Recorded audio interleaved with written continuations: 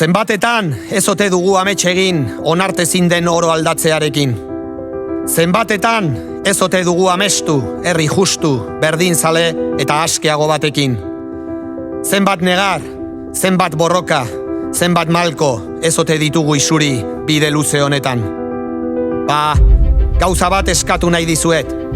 Gaurtik apirilaren 21 kalean, lantokian, ikastetxean, auzoan, begira iezaiozue alboan duzuenari eta esaiozue.